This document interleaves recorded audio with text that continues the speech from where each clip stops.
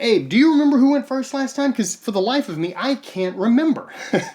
Oh, hey everyone. I'm Dustin Bass with the Sons of History. Now, every Thursday night at 9 p.m. Central Time, I do a show on Instagram Live. Now, I'd love it if you'd join me on Instagram on Thursday nights, but until then, you can watch all of the previously recorded episodes here on YouTube. So, while you're enjoying this conversation, I'm going to be enjoying a little game of chess with my good friend Thomas Jefferson. And don't worry, Abraham Lincoln is here just to keep us honest. Anyways, I hope you enjoy the show. All right, I know. I was about 60 seconds late. I apologize to all of you. I do hope you are doing fine. All right, so this is going to be a fun conversation. It's just going to be me. Yep, I'm wearing the new garb. Look, it's election. Well, I guess you could almost say election month because we've got less than a month to go before the election takes place. So we're going to be talking about the Electoral College tonight. And when I say we, I mean me. So yes, I am wearing the new Sons of History garb. This is called You Know the Thing. So look, you need to know the thing, and the thing is the Declaration of Independence. So I would, if you don't know it, you need to check it out. But yes, this is a combination of my three favorite things: Declaration of Independence, the horror movie, The Thing, and, well, I forgot the third thing. Oh yeah, it's election year. So you can check this out on our merch store. You can go to thesonsofhistory.com, check out this sweater. We also got t-shirts. We've got stickers that you can get, and we've also got coffee mugs. All right, that's enough of that. I don't want to get into the sales pitch thing. Let's get right into the Electoral College. Okay, Electoral College, we've got 538 members of the Electoral College. Now, this is one for each senator and representative. So, technically 535, but there are three more electors that represent Washington, D.C. Now, when does all this start taking place? Well, it's a little bit different. So if you don't know, your vote goes forward, but it's not this national popular vote that goes through. So we've got electors, 538 electors. So when are those electors chosen? They're chosen during the spring and summer of the election year. So they've already been chosen, right? So we've already got the political parties in each state. They nominate their electors. The parties in states have different ways of going about this. We'll get into that a little bit later. But a party's presidential electors are generally loyal or consistent party members, right? So if you're a Republican, you're not going to choose somebody who's like a libertarian or a Democrat or says, you know what, I'm apolitical, I don't know what I'm going to do. So you're going to choose someone who is going to be loyal to the party. So Democrat, Republican. Now, the parties want to be sure that they can rely on these electors to cast the votes for the party's nominee for president. Now, over the years, you've only seen this a few times, but you have seen, and maybe you remember in the 2016 election, faithless electors who were supposed to put in their electoral vote for President Trump, and they were like, you know what, we're going to go the other way, and we're going to do Clinton. Now, in those states, that is against their laws, at least for some of those states. And so those people did get in trouble. It wasn't like death penalty type of stuff, but they did get in trouble. I think it's like fines. I don't think there was any jail time, but they did get reprimanded and in trouble. And I believe there were some hefty fines issued to them. So those are called faithless electors. They put out their vote to somebody that they weren't supposed to. Now, the deadline comes up. So we have our vote coming up. Election day is November 3rd, but December 8th is the deadline for resolving election disputes. Does anybody remember 20 years ago? That was a bit of an election dispute. That would be Florida. They also had some issues in 2018. Florida, please just get your act together and let's not cause too much trouble. Hey, how about this? There are 49 other states. Let one of them screw up this time if there's going to be a screw up. Florida, don't do it. December 14th is the meeting of the electors. So the electors get together They meet in each state, in their state, and they cast their ballots for the president and the vice president. Now, if you want to understand the importance of actually casting the vote for the vice president, go check out the 17th Amendment. That was a revision of the Constitution in 1992. So we got the meeting of the electors, December 23rd, right before Christmas. Hello, Nicole. Right before Christmas, you've got the deadline for the receipt of the ballots. So those ballots better be in and done with. And then by January 6th, the counting of the electoral ballots. Now, you may be thinking, Dustin, I know how the system goes, but I can guarantee you that there are a lot of people who don't know how the system goes. They don't know how it works. And they walk into an election thinking, I put my vote in, and it's going to go straight to wherever gets counted, and then all of a sudden you've got, your vote. Well, it actually is funneled through the electors. And that's important to understand because our founding fathers decided to do a lot of things funneling, not a pure democracy. Now, you will hear a lot of people wanting to start going in the route of a pure democracy.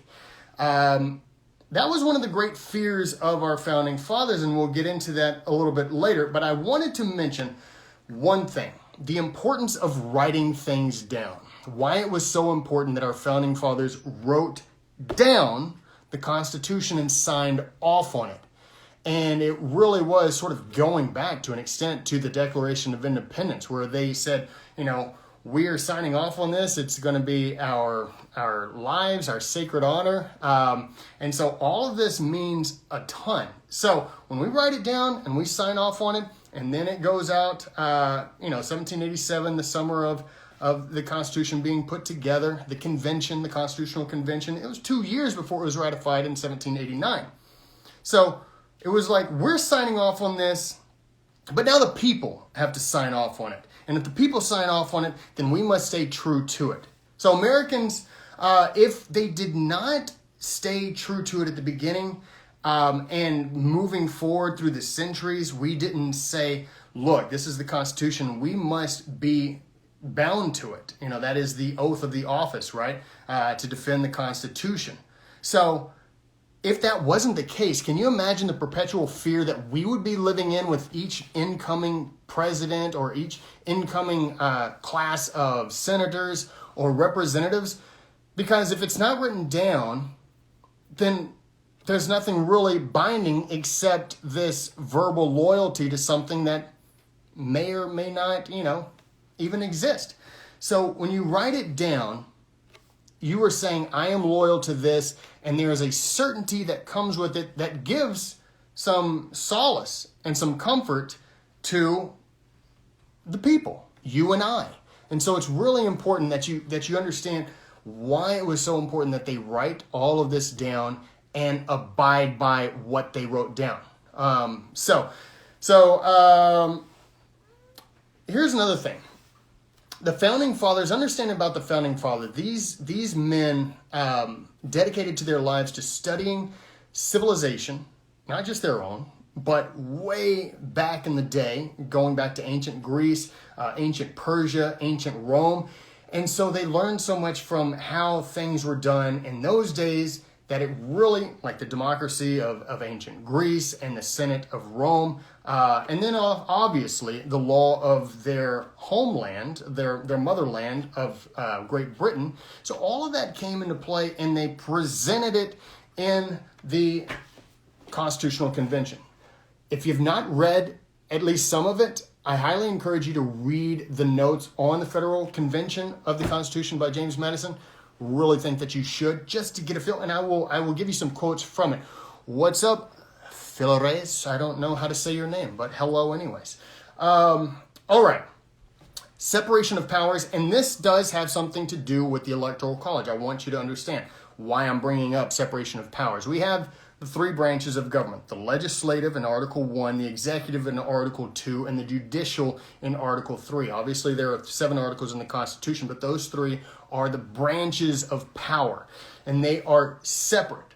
But keep in mind, there's also a separation of votes that happen here in the United States. Every 2 years, every 4 years, right?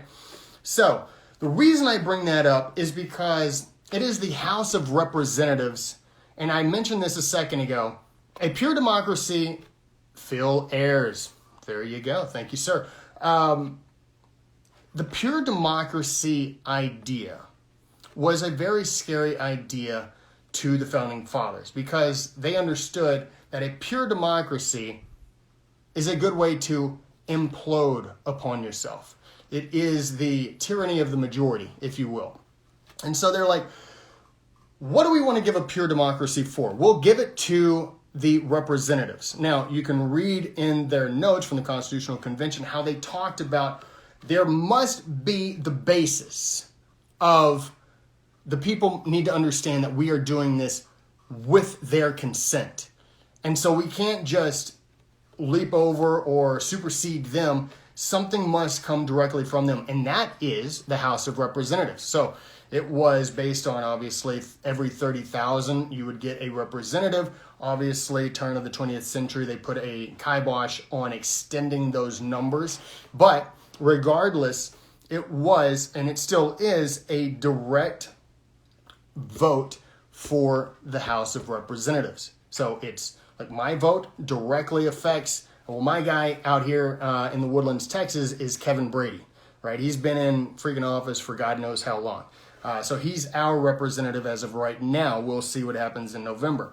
Now, the second one is sort of a representative democracy. And I say that tongue-in-cheek because it's no longer the case. It is now a pure democracy. But the way the Founding Fathers had it written down and implemented until the turn of the 20th century, you had freaking, it was a representative democracy. More or less, it was, we voted for the state legislatures, and then the state legislature voted for the 2 senators that would represent the state in D.C. or, Philadelphia or New York, however you want to, whatever timeline. So in D.C., they would say, all right, we know the best people in our state legislature.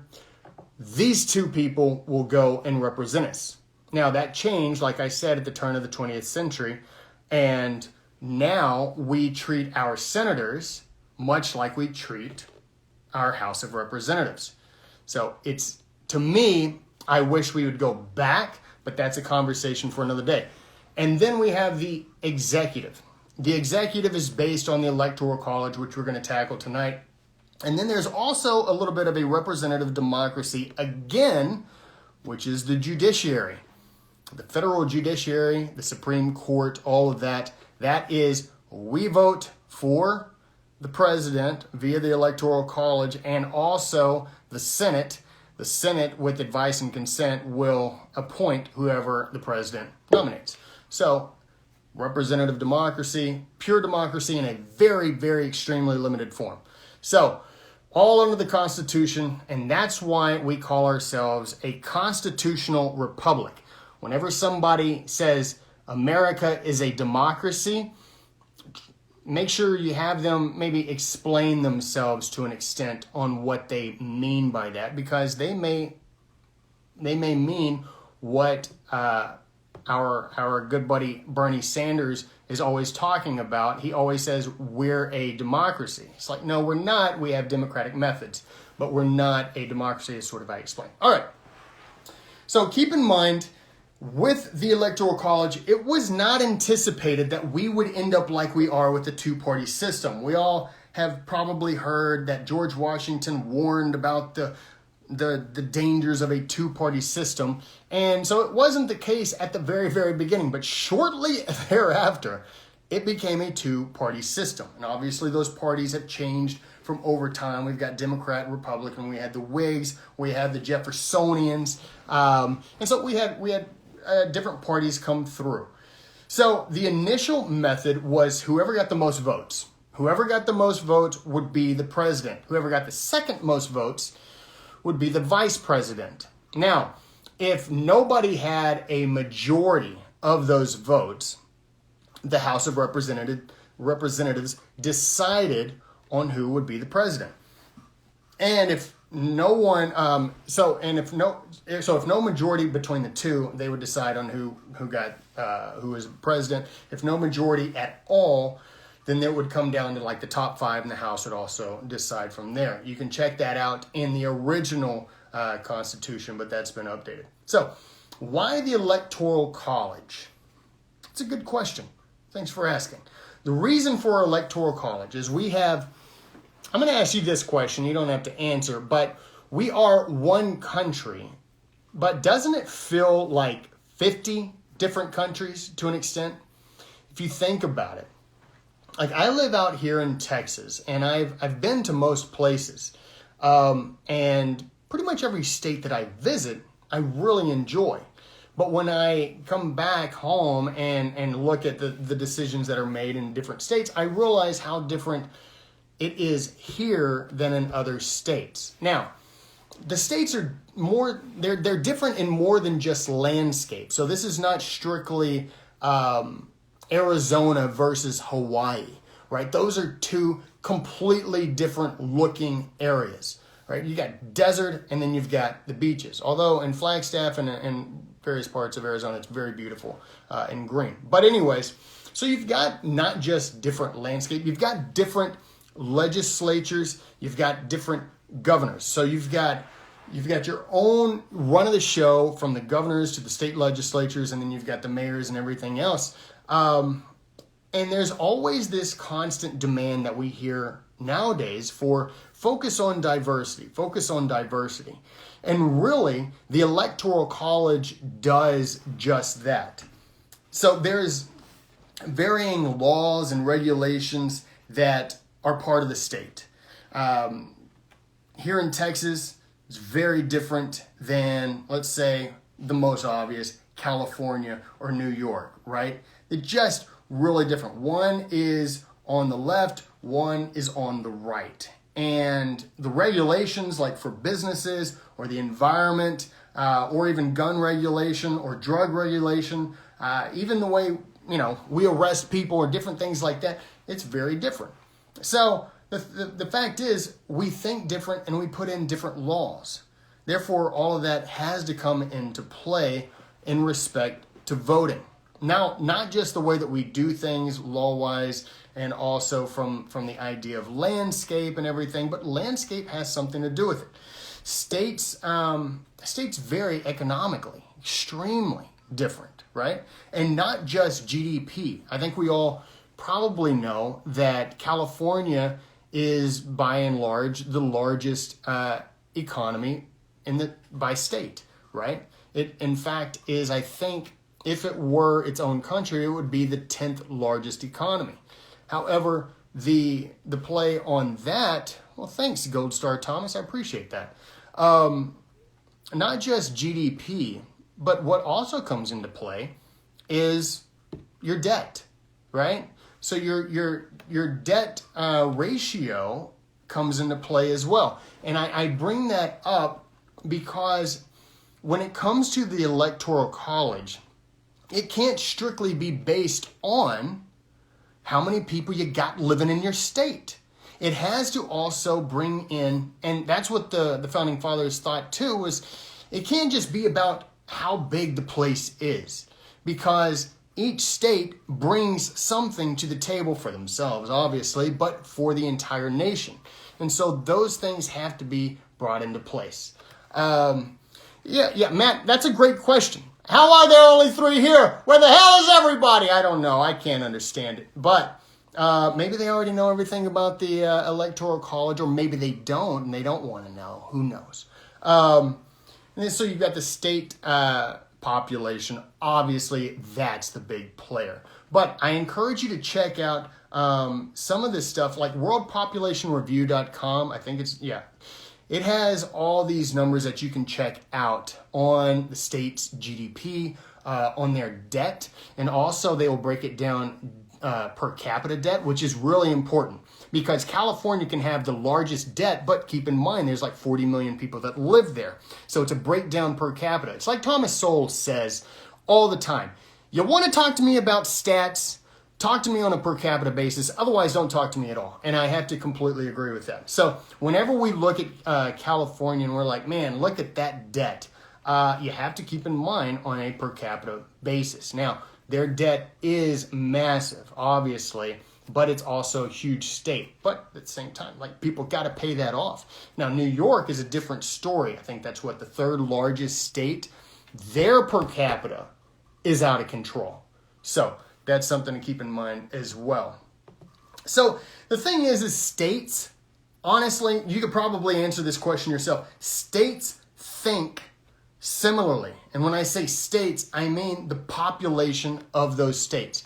The population of the states typically think similarly, although there are some that are pretty 50-50. And we want to get to that because those are called swing states. Now, I do want to bring this out. The U.S. Elections Project, which is done by, I believe, a University of Florida professor. You may want to check that out. It's a great breakdown of how many people vote in a state, how many people are eligible to vote, how many people are ineligible to vote, and their turnout in like a general election and like an every 2-year election, right? So that's a good website to check out. You can check it out, United States Elections Project. So there are 9 states. So for more majority based on voting age population. So based on voting age population, there are 2 differences: voting age population and then voting eligibility population. Okay, so the voting age population is like, if there were no people who were ineligible to vote, this is how many people would vote, right? And so if you wanted to win the presidency based strictly on popular vote, let's say that we didn't do the Electoral College, it would just take 9 states to do so.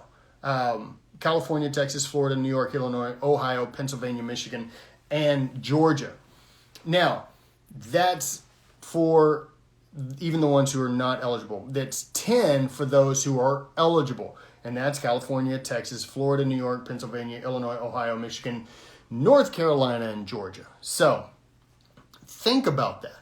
If we did popular vote, all you would need to do is go to, say, the 15 top biggest states or the 20 top biggest states and just gobble up all of those votes, the popular votes. With the Electoral College, it's a little bit different. And I'm not trying to say that no states are left out, because there are states that left out. That's one of the arguments against the Electoral College. But understand the difference between the mass population states and the swing states. The swing states are a bit different. These are microcosms of America, right? Both sides of the aisle. And it requires whoever is going to these states to appeal to people who may be on the other side of their aisle. So it requires President Trump to speak to an extent to those who are on the Democrat side, right?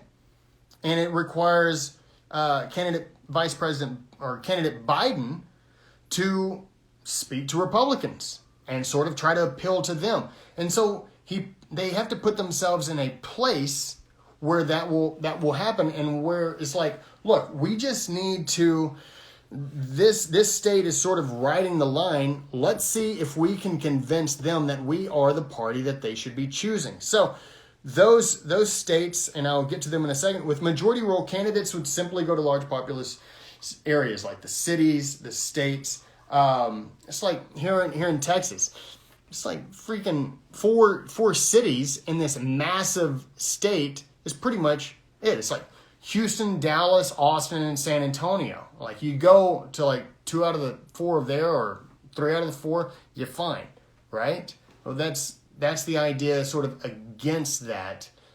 is to not focus on the popular vote, not focus on the numbers, but focus on convincing people to come to your side, or at least meet you halfway.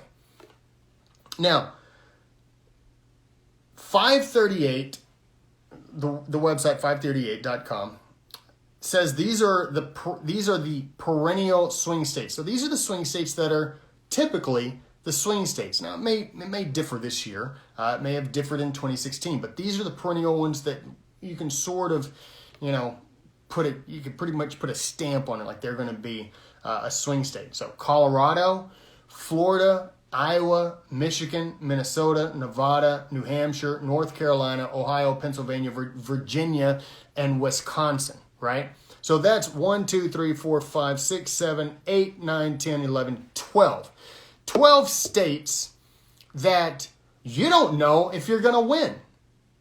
Now, if you go back to the 9 states, there are states there that's like, look, California's bluer than blue, right?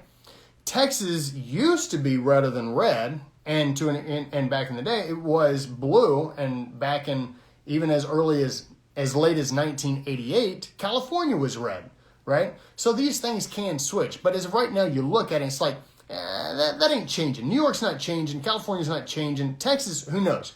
Who knows? That the Senator, the Cruz and O'Rourke Senate runoff was pretty freaking close, but regardless, these states are sort of a 40-60, 50-50 type of thing. They're really close to call, which is good, which is why I think it's very important that for the Electoral College, it requires you to go to states that otherwise you would say, is it really that important? Now, Florida obviously is very important, but like Nevada, New Hampshire, Iowa, like Virginia, like these are not like massive, huge states.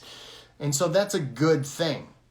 Constitutional Convention notes. I mentioned this book earlier, and I'll mention it again. If you haven't bought it, it's just get on Amazon or whatever, or go to your bookstore. But these are the notes taken by James Madison at the Constitutional Convention. And here, let me tell you this. I would recommend, because obviously that's working out the Constitution, but I would suggest reading the Federalist Papers first. Federalist Papers written by Alexander Hamilton, John Jay, and James Madison. I would read that first, because that is explaining the end product. That's what you need to know. And then sort of just for fun and for information and for knowledge on how things were discussed, then check out that book. So just a little tidbit there. So this is what John Rutledge said. John Rutledge of South Carolina. This is what he said during the Constitutional Convention. This is notes taken by James Madison. It says, Mr. Rutledge proposed that the proportion of suffrage in the first branch, obviously that he's talking about the representatives, but stick with me. The first branch should be according to the quotas of contribution. This goes back to what I was saying earlier. The justice of this rule, he said, could not be contested. Mr. Butler urged the same idea, adding that money was power and that the states ought to have weight in the government in proportion to their wealth. Now, this goes back to what I was saying earlier on why having an electoral college is so important, is because you can't strictly take population into account, just population. It should not be that. It should also be, what are the economic impacts that this state has for the country? So obviously the more populous states are the wealthiest, and that's just obvious because the numbers are there, and that just happens. I could get off on population and everything and how people are like, oh, lower the population, or there's too many people, therefore blah, blah, blah. Well, the more population, the larger the population, the richer the, whatever. So, and it's in proportion, like I was saying. So even they were talking about, just in regard to the House of Representatives, they were talking about the importance of the wealth of that state. So these are things that were discussed and they understood to be very important. Not just, hey, we're the most populous, so therefore we have all the say. David Brearley, Brearly of New Jersey, he said this, or it was taken, notes were taken by Madison on this. It says, when the proposition for destroying the equality of votes came forward. So let me rephrase it. When the proposition for destroying the equality of votes came forward, he was astonished. He was alarmed. Is it fair then, it will be asked, that Georgia should have an equal vote with Virginia? He would not say it was. What remedy then? One only, that a map of the U.S. be spread out, that all the existing boundaries be erased, and that a new partition of the whole be made into 13 equal parts. And so we have 50 states, and we choose our representatives and our senators within the boundaries of our state borders. So therefore, going in line what is said here by Mr. Brearley is that just because the president is elected does not mean that we spread out the map of the United States and then suddenly eliminate all of the borders and say it's just one big country or 50 equal parts, right? Because that doesn't work, and that doesn't make any sense. How we would do everything with the idea that states are sovereign to extents, and then all of a sudden we wipe out all the borders to elect a president. And that's because with the election of the president, and it goes back to what I was saying earlier, how we have the separation of powers and everything is done sort of, the people speak, but it's done through sort of a conduit being the House of Representatives or the senators. So it's done through a conduit, and it's done through the state electors, but it's done through the state. So our voice comes through the state, and the state has its voice through the Electoral College. It's not lost in the mix that it's like nobody cares where these votes are coming from. I hope that makes sense. But it's an interesting idea that if you view it that way, that the way we do things in a democratic republic, constitutional republic, it is a conduit where we vote, we speak, and the state speaks for us, or the representatives. So, moving on to what James Madison also says. He says, in a Republican government, the majority, if united, have always an opportunity. So this is something he's warning against. He says, the only remedy is to enlarge the sphere and thereby divide the community in so great a number of interests and parties that in the first place, a majority will not be likely at the same moment to have a common interest separate from that of the whole or of the minority. I'm going to repeat that line because it's important. He says, in the first place, a majority will not be likely at the same moment to have a common interest separate from that of the whole or of the minority. So what he's saying is like what we want to do is ensure as much as possible, which is why they decided it was best to have two houses, the representatives and the Senate, two houses and three separate branches of government, but those two houses, because we want to be able to capture as much of the whole or the majority as possible, but also the minority. We also want to capture the minority. So you have to keep in mind, all of that comes into play with the Electoral College. It is capturing the majority, and it's also capturing the minority. So,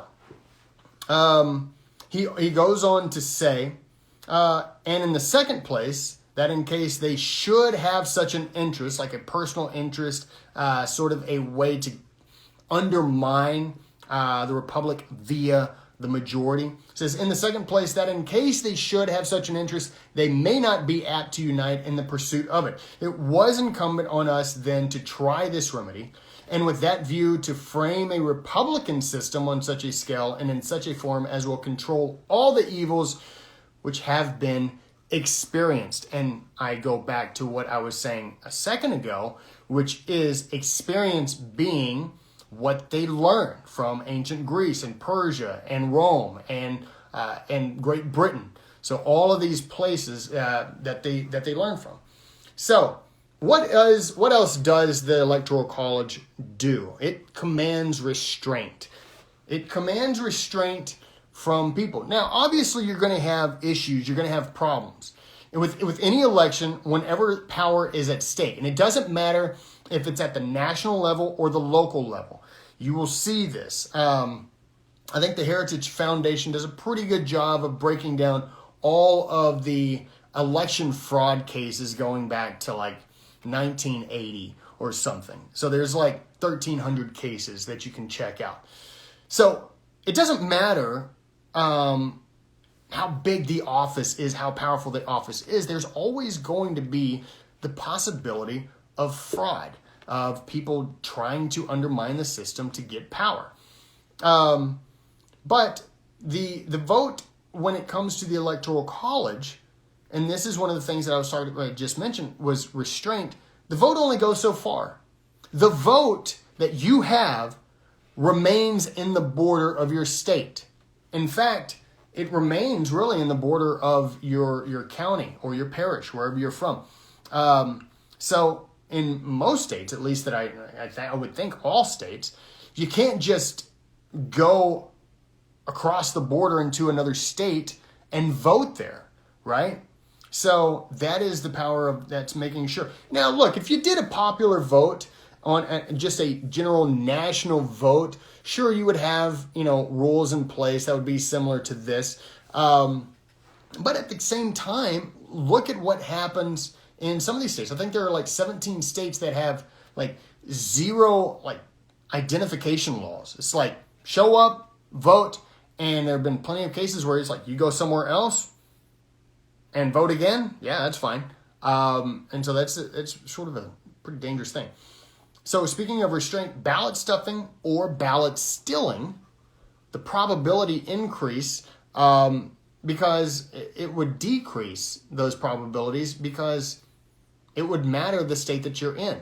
But if it was just a national thing and it was like one person, one vote, and everybody gets to do their thing and it's all about national, well, it wouldn't matter because you could just do ballot stuffing and ballot stealing in any state because it would all be about the accumulation of the numbers. So it's like instead of 50 different spires, if you will, there's only 2.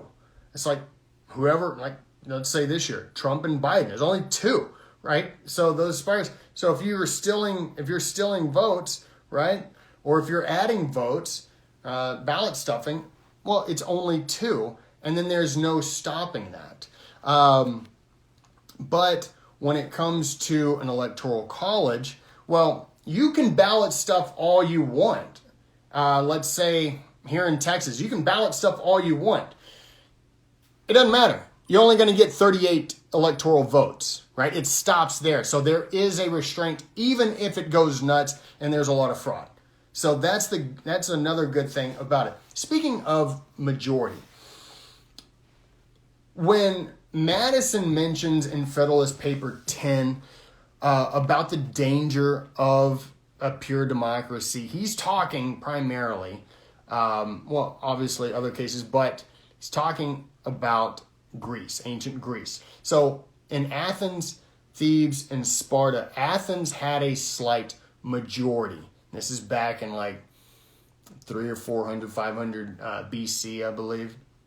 And then Thebes and Sparta had citizens that if they agreed with Athens, well, they would just move there, right? And then they would add to the voice of Athens. And then eventually, Thebes and Sparta had no voice. Now, this happened. Thebes and Sparta had no voice. And then eventually Thebes and Sparta seceded from that little Greece. They were like, okay. And then obviously you have the war that breaks out.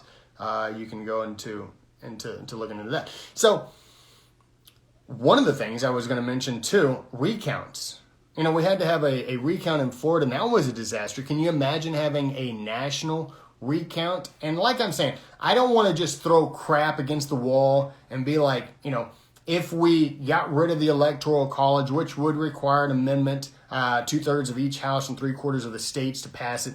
And that goes back to why it was important to write it down, is because the founding fathers knew that how important what they were writing was. And so not only did they write it down and confirm it by signature, but they also said it will be really hard to amend this Constitution. So we need to make it hard to amend, which was good that they did.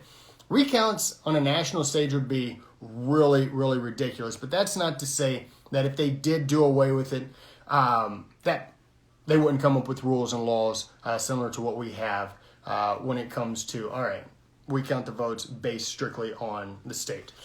This compromise was used in smaller states and to give them a vote in the election. Speaking of the Electoral College, Federalist Paper 22, you may want to check that out. Hamilton points out why states are not given an equal weight, right? There's only one office that they're given equal weight, and that is the Senate.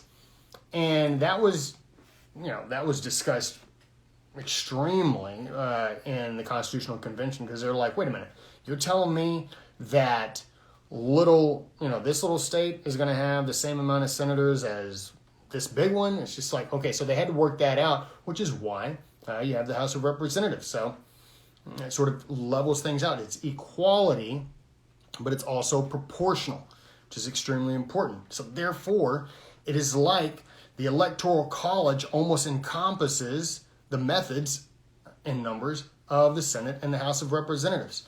Now, I wanted to mention, okay, so Federalist Paper 22, Alexander Hamilton, he says, look, 2/3 of the people will never relinquish their authority to 1/3 of the people. So he is saying it's like, you have, like, it's a combination of majority rule and then also broken up, right? So I think there's been like 4 or 5 times in the course of our history that the person who lost the popular vote won the Electoral College and still became president, right? So he's making this statement. It's just like, it's not going to be so disproportionate that 2/3, if you lose, you'll end up you'll lose to 1/3 of the population. He's like, we're not going to make it to where it just doesn't make sense. So he's saying it's still going to be very close. It's going to be like what Madison said, a combination of the majority, the whole, and the minority. Federalist Paper 8, you may want to check that out. That is in reference to Greece and how they did things. Also Federalist Paper 9, written by Hamilton as well. He makes mention of Montesquieu talking about a Confederate Republic. It's good information to know. And then, quite possibly my favorite Federalist paper is Federalist Paper 10. And he talks about the pure democracy. And I want to go back in a little bit to what I was saying about how different all 50 states are. And it's not just based on landscape, but it's GDP, it's debt, it's the people. I mean, how people think. It's the laws, it's the regulations, it's how they do things. And speaking of how they do things, not every state does the same exact thing with their electors, right? Their delegates. There are 2 states, Maine and Nebraska, that do it differently than everybody else. They use what is called the district system. You can check that out on your own time, but they mess with their electors a bit differently. So speaking of the different interests, the different ways that these states are different, I want to read this from Madison. He says a landed interest, a manufacturing interest, a mercantile interest, a moneyed interest, with many lesser interests, grow up of necessity in civilized nations, and divide them into different classes actuated by different sentiments and views. The regulation of these various and interfering interests forms the principal task, the varied forms of interest, forms the principal task of modern legislation and involves the spirit of party, so togetherness, and faction, broken apart, in the necessary and ordinary operations of the government. So that's what I'm saying is like when they put together the House of Representatives and the Senate, it was a combination of party and faction, minority and majority. And the Electoral College is the combination of those two as well. The Founding Fathers really did their best to make sure that everyone had a voice, but not so much to the point that the minority could just usurp and, rule over the majority, because it wouldn't make sense. And they talk about this a lot to where that's why they were like, we can't have a system where it has to be not just majority rule, but it has to be unanimous.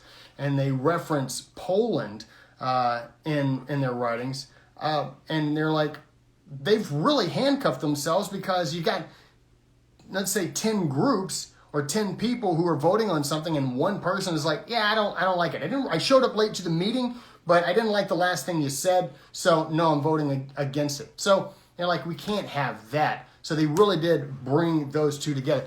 Let's see, how impactful will disposal destruction of ballots have in swing states which may be won by 30,000 or fewer votes? How did framers address that? How impactful will disposal destruction of ballots have in swing states which may be won by 30,000 or fewer votes? How did framers address that? Well, that's a good question. Obviously, they do talk about a lot in their writings, and in particular in the Anti-Federalist Papers and in the Federalist Papers, they talk about, look, people are going to do things illegally. They're going to do things wrong. It is just the nature of the beast that is human, right? So, look, if the impact could be substantial if the ballot stuffing or ballot stealing is substantial. Races have been lost by fraud, just plain and simple. And I don't know how much of an impact that's going to have, which is why you have to have you got to have eyes and ears everywhere, and you want to have people that you can trust to take care of the most important thing in our country, which is our voice via vote. The framers, how did they address it? And more or less addressed it through the law, and creating laws to punish people who did stuff like that. But as far as that's what's so cool about reading the Founding Fathers, is that they were not naive. And they knew that there were what they called, I think it was designing men, like men who came in with, okay, I'm only in here to get power and money, and that's it, right?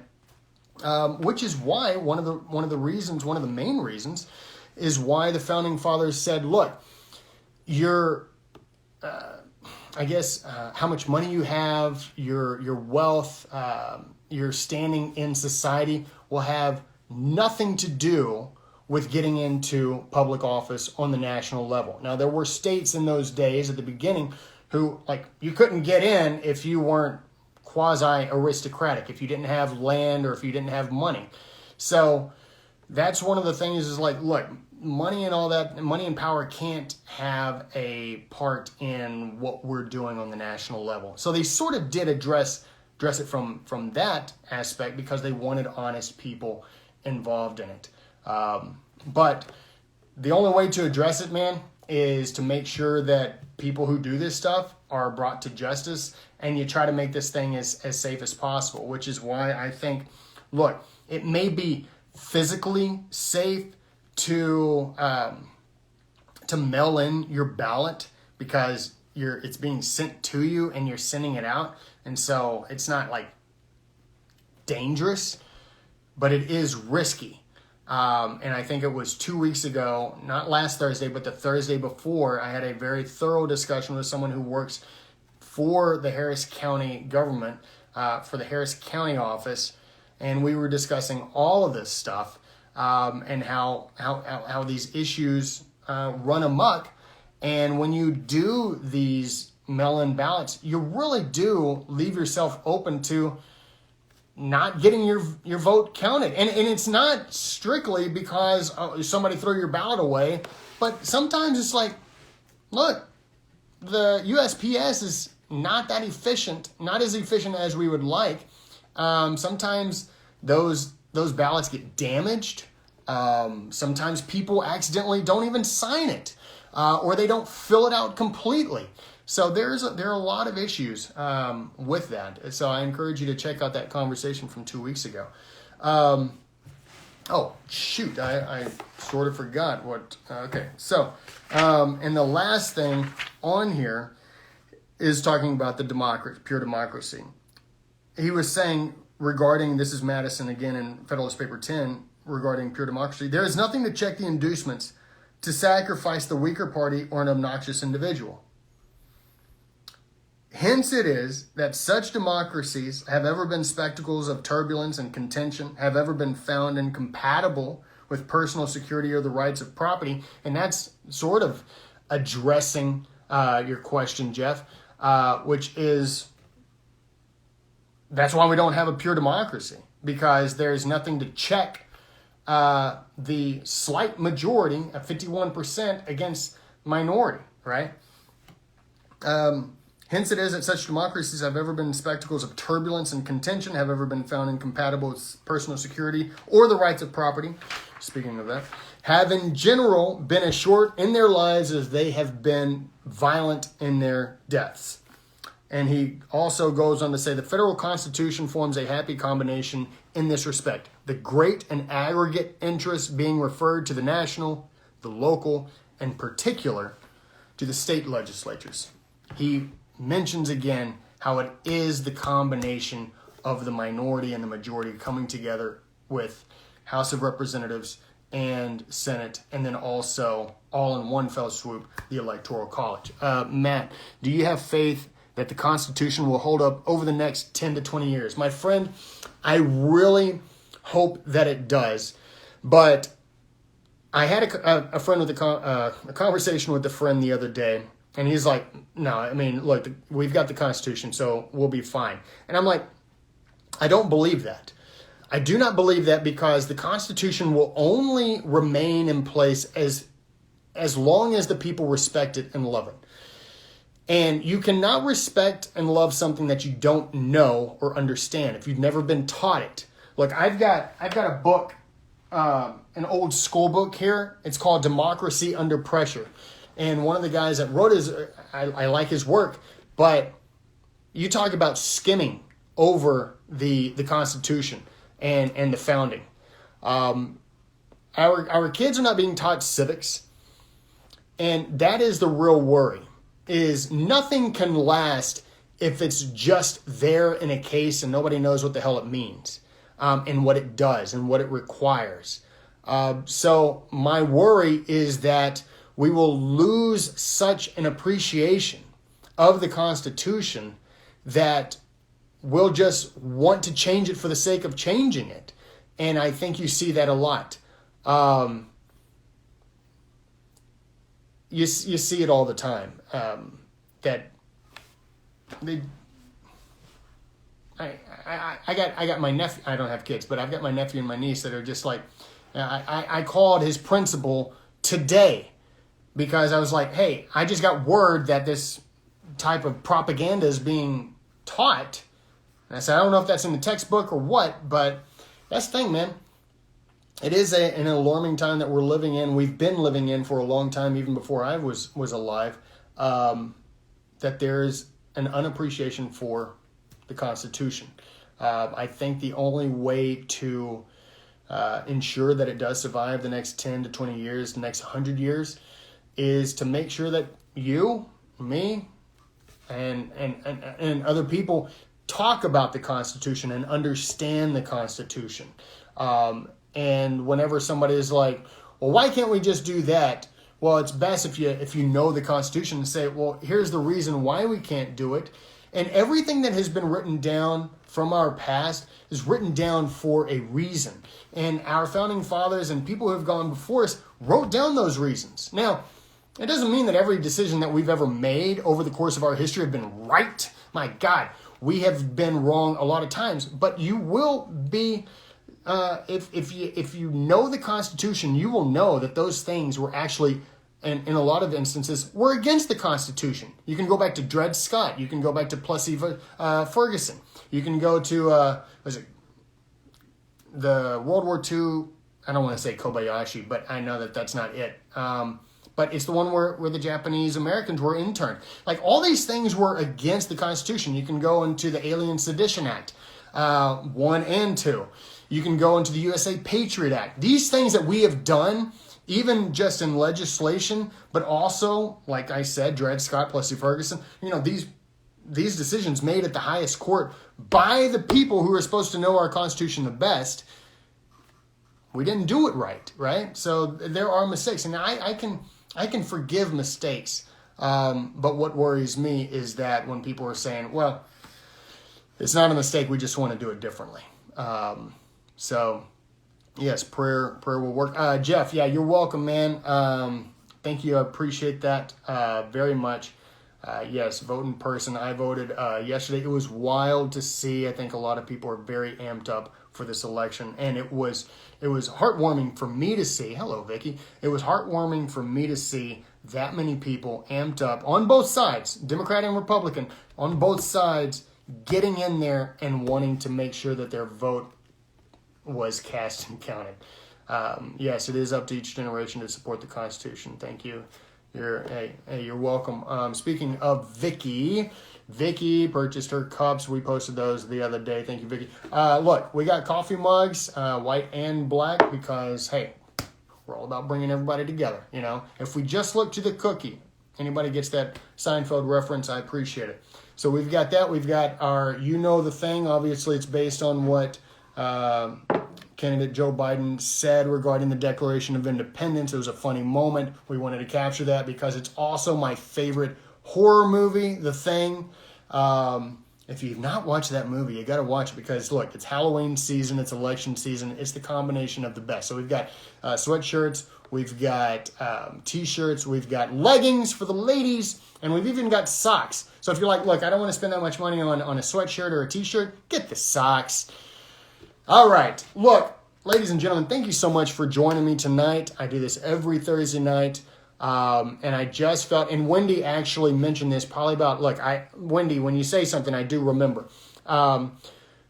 Wendy mentioned, hey, can we talk about the Electoral College? And so I wanted to get a little bit closer to the election in order to talk about the Electoral College. But ladies and gentlemen, thank you so much for joining me. I really appreciate it. Thank you for your comments and your questions. It means a ton. And if you don't mind, if you're not going to go to the merch store, doesn't matter. Do me a favor, subscribe to our podcast, leave us a rating or review if you haven't yet, and let your friends know about what we're doing over at the Sons of History. I've got a good friend of mine that I do this podcast with. His name is Alan Joaquin. He pretty much runs the show over on our Facebook page, but you can check out our website, thesonsofhistory.com. Great stuff that they're doing over there. They're doing great stuff. All right. Love you guys. Make sure you go vote. And to an extent, make sure you know who you're voting for too. But I know that's maybe sometimes a little rough because there are a lot of people that you're like, I don't know. They're not even on Twitter. So, all right. I'll see you later. Talk to you next week. Now that was a really good conversation, even if I have to say so myself. Now, if you could do us a favor and subscribe to our YouTube channel, and if you don't mind, like and comment on this video. While you're doing that, I'm going to wait for Thomas Jefferson to make his next move.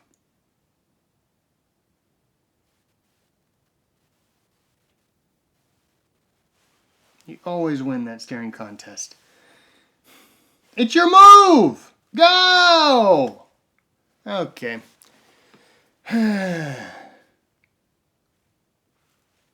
You seeing this? Are you watching this?